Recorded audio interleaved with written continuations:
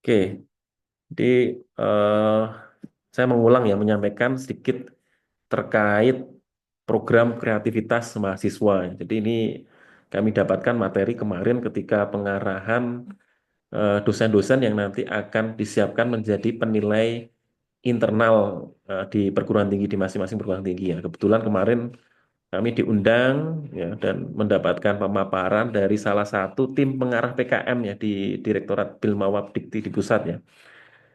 Jadi ada beberapa hal yang secara singkat ini nanti coba saya sampaikan ya teman-teman ya meskipun ini sudah sebenarnya sekarang sudah mengerjakan ya sudah menyusun proposal tapi kan nanti kita prosesnya belum selesai masih akan ada review masih ada perbaikan dan seterusnya. Nah ini seperti yang saya sampaikan sebelumnya bahwa memang dengan PKM itu kita akan harapannya bisa berdaya saing ya kita memiliki daya saing ya. Kemudian apalagi kaitannya dengan relate sama keilmuan kita ya di teknik industri ya. Kita belajar tadi ya robotika ya meskipun harus kolaborasi dengan yang lain ya. Atau robotika untuk produksi ya juga nanti kita ada ya otomatisasi kita belajar di sistem industri terintegrasi ya. Kita punya mesin conveyor dan sebagainya nanti akan digunakan. Kemudian CNC kita juga punya. Nah, 3D printing dan sebagainya. Nah, itu beberapa hal. Nah, terkait otomasi teknologi digital kita juga belajar ya terkait pemrograman ya logika pemrograman. Kemudian semester berikutnya juga nanti kalian akan meneruskan di analisis perancangan sistem informasi. Nah, ada kesehatan ya kita belajar ergonomi di energi dan lingkungan.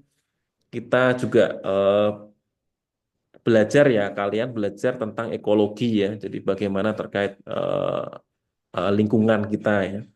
Kemudian rekayasa genetik ya kita belajar algoritma genetik algoritma ya, di AI, artificial intelligence ya, dan sebagainya. Nah, ini hal-hal yang memang sesuai dengan keilmuan kita begitu ya di teknik industri ya.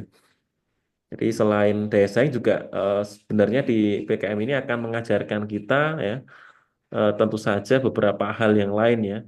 Tadi ya membantu mahasiswa menjadi pribadi yang ya beberapa ini ya tahu aturan dan tata aturan. Nah, ini saya sudah sampaikan berkali-kali. Silahkan baca panduan, tulis sesuai dengan arahan yang ada di panduan. Kemudian kerjakan sesuai instruksi yang saya sampaikan ya dari sisi tim, komposisi tim, dari sisi ide. Nah, setidaknya kalian belajar di sana gitu ya. Kemudian juga belajar kreatif inovatif ya jelas ya sesuai mata kuliah kita kan kreativitas, inovasi, kewirausahaan. Nah, di PKM ini akan ini benar-benar dilihat ya, teman-teman diukur ya, seberapa kreatif ya dan seberapa inovatif ya karya yang kalian hasilkan kan. Ya. Nah, ini kan akan terukur di eh, kegiatan ini. Kemudian eh, selain itu juga objektif dan kooperatif. Di PKM diajarkan kalian untuk tidak bekerja secara individu ya dan tidak bekerja dan tidak berdasarkan hanya faktor subjektivitas ya artinya hanya keinginan satu orang ya berdasarkan sesuatu yang bukan atas dasar ilmiah dan sebagainya ya.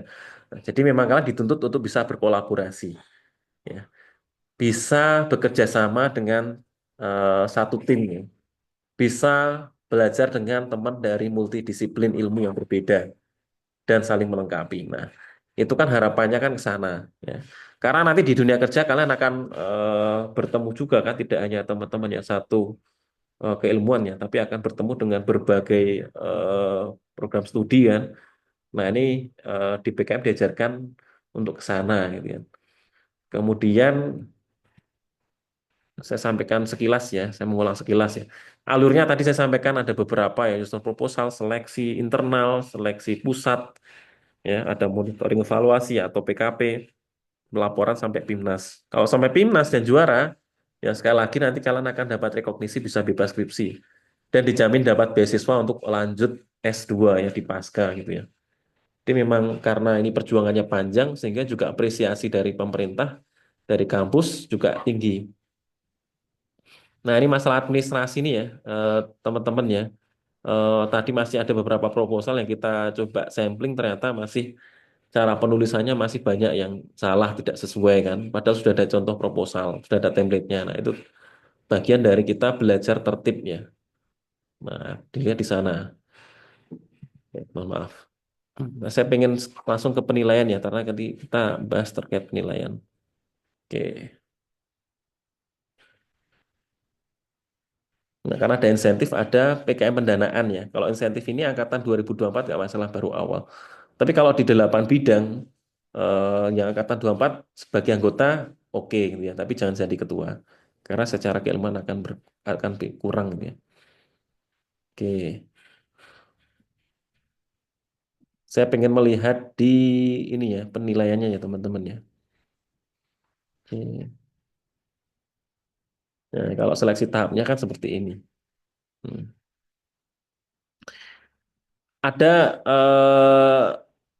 setidaknya 3 aspek ya. Nanti kan ada penjabaran di dalam apa namanya form penilaiannya. Yang pertama adalah keterbaruan topik. Jadi memang yang isu yang kalian bawa itu sesuatu yang memang sedang terjadi ya, sedang mungkin viral atau sedang banyak kasus ya. Termasuk tadi ada beberapa mengangkat masalah sampah. Itu sesuatu yang up to date ya, yang sekarang memang terjadi. Kemudian kalian juga bisa membawa ide-ide teknologi terbaru gitu ya. Konsep-konsep revolusi industri 4.0 kan, AI, kemudian Internet of Things, kalian belajar big data dan sebagainya. Nah, itu ya machine learning bisa kalian bawa di dalam PKM ini dan akan jadi penilaian. Terbaru. Jangan membawa ide-ide yang sudah lama kan. Tadi saya sampaikan ada kalian membuat proposal, idenya saya cek di Google gitu kan. Ternyata sudah sangat banyak sekali ide itu ya. Jadi untuk mencari kebaruannya itu sudah agak sulit gitu ya, agak tipis ya, karena memang sudah banyak sekali dan sudah lama diteliti, dikerjakan gitu kan. Nah, sehingga saya menyarankan untuk mengganti ide yang lain kan. Karena supaya apa ya? Supaya kita mengejar nilai pertama, poin pertama adalah keterbaruan topik idenya gitu ya. Yang kedua adalah bobot tantangan intelektual. Nah, ini kan kaitannya dengan keilmuan kita ya di Prodi Teknik Industri. Kira-kira yang kalian bawa itu sesuatu yang relate nggak sama teknik industri. Kemudian seberapa besar ya kontribusi ke teknik industrian kita di dalam karya kalian, di dalam karya teman-teman. Semakin eh, semakin tinggi, semakin apa namanya, semakin kompleks gitu ya, atau semakin sesuai gitu ya dari keilmuan kita dengan karya yang kalian buat ya nilainya akan semakin tinggi. Kemudian yang ketiga adalah tingkat kemanfaatan. Jadi eh, semua hal yang namanya kreatif inovatif kan bisa dimanfaatkan ya. Kuncinya di inovatif kan salah satunya kan itu bisa diterima oleh pasar, bisa dimanfaatkan ya. Ada penerima manfaatnya. Nah, dari 3 hal ini baru nanti akan di breakdown ke apa namanya ke form penilaiannya gitu ya. Oke, saya nyampaikan itu aja. Ini yang nanti akan jadi penilaian UAS ya. Jadi penilaian dari proposal kalian. Jadi kalau ada yang nanti mungkin nilainya maksimal, ada yang nilainya kurang ya. Ya, nanti tergantung sama ide kalian. Yang penting sudah saya sampaikan di awal, kemudian saya sekarang mengulang lagi. Saya ulang lagi. Oke. Nah, ini kesalahan administrasi kan. Nah, ini juga nanti salah satu yang saya nilai juga. Semakin banyak salah administrasinya, penulisan ya semakin kecil nilainya kan. Oke. Ini masing-masing, ini materinya sudah saya share juga ya di draft ya. Masing-masing PKM ini kan ada penilaian-penilaiannya ya. Oke, ini misal penilaian proposal yang paling banyak proposal apa? Eh, PKMK misalnya. Nah, PKMK. Ini contoh penilaiannya ya. Misal dari sisi gagasan ya, kreativitas kan dinilai dari gagasan dan keunggulan. Kemudian rancangan usaha, potensi pelaksanaan, penjadwalan sama penyusunan anggaran. Nah, ini ada bobotnya. Saya nanti akan mengikuti ya panduan yang ada karena nanti kan proposal kalian akan dinilai oleh reviewer seperti ini. Ya. Tapi setidaknya kalau dilihat ya 3 aspek tadi ya. Dari kebaruan, kemudian dari keilmuan sama yang terakhir kemanfaatan kan. Kemudian di breakdown seperti ini. Nanti yang lain-lain bisa dicek ya di apa namanya eh, panduan di materi ya. Ya kalau kalau PKMK karena kita merancang bisnis ya, Ya, saya juga berharapnya meskipun ini bisnis, ya kita secara gagasannya kita masih ada kaitan dengan teknik industri ya. Ya, biar kita mampu kalau kita mengerjakan sesuatu yang bukan ilmunya ya, nanti hasilnya mungkin kurang maksimal gitu ya. Nanti yang lain juga sama ya, PKM apa namanya untuk melihat penilaian yang lain. Misal kemarin ada yang ngajukan PKM RE gitu ya. Ya, kemudian penilaiannya seperti apa kalau PKM RE? Nah, ya, berarti nanti ada dari kontribusinya, kesesuaiannya, ya, kemanfaatannya. Jadi kuncinya cuma tiga sebenarnya, kebaruan, ya, keilmuan atau ke apa namanya eh, keilmuan kita ya, keilmuan sama kemanfaatannya, kebaruan, keilmuan sama kemanfaatannya. Kuncinya sebenarnya semua PKM sama, tiga hal itu. Cuma nanti akan berbeda sedikit ya, karena memang arahnya masing-masing PKM kan beda-beda. Tuh. Nanti bisa dilihat. Ya, PKMK, kemudian PKMPM juga PKMPM juga ada ya kemarin ya yang menyusun ya PKMPM ya. Nah ini beberapa penilaian misalnya di PKMPM ya. Karena teman-teman kemarin ada yang nyusun PKMPM. Nah di PKMPM ada sebenarnya kuncinya sama ya tadi ya kebaruan, keilmuan sama kemanfaatannya. Cuma nanti karena di PKMPM ini ada mitra ya seperti PKMPI ya. Ya, kalau PKMPM ini ya nanti harus berarti kan ada penilaiannya adalah ketepatan masyarakat mitra ya. Jadi kira-kira kalian menggandeng mitra yang sesuai atau tidak ya dengan masalah dengan solusi yang kalian bawa. Kemudian kok existingnya seperti apa? Masalah apa yang ada di sana sehingga butuh solusi yang kalian usulkan gitu ya. Ya, kemudian nilai tambah untuk mitra. Jadi setelah kegiatannya itu berjalan itu masyarakat ya si mitra akan eh, dapat apa gitu ya, manfaatnya akan seperti apa dia. Nah, kurang lebih kan seperti itu.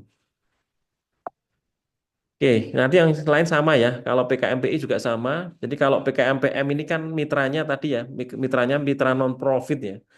Jadi seperti kemarin saya sampaikan ini bisa jadi contohnya ya Karang Taruna, kemudian apa Dharma Wanita ya, dan sebagainya ya. Lembaga non profit ya, yayasan gitu ya. Nah, kalau yang PKMPI ini mitranya adalah mitra yang lembaga profit ya. Jadi lembaga mitranya nanti ya perusahaan UMKM ya, CVPT gitu ya. Yang memang dia orientasinya adalah menghasilkan keuntungan. Hmm. Kalau dilihat nanti penilaiannya juga hampir sama dari apa namanya penilaian yang PKMPI sama PM ya. Karena sama-sama melibatkan mitra, jadi penilaiannya akan sama. Hmm. Nah, KC ada yang menyusun membuat KC nggak ya? Kalau ada, kemarin KC kita sampaikan ya, kalau KC kan luarannya kan dalam bentuk prototipe ya. Jadi masih belum final product ya, masih prototipe ya. Mungkin dari sisi ukuran masih belum sesuai ya, masih ukurannya kecil ya. Dari mungkin mungkin fiturnya juga terbatas ya. Oke.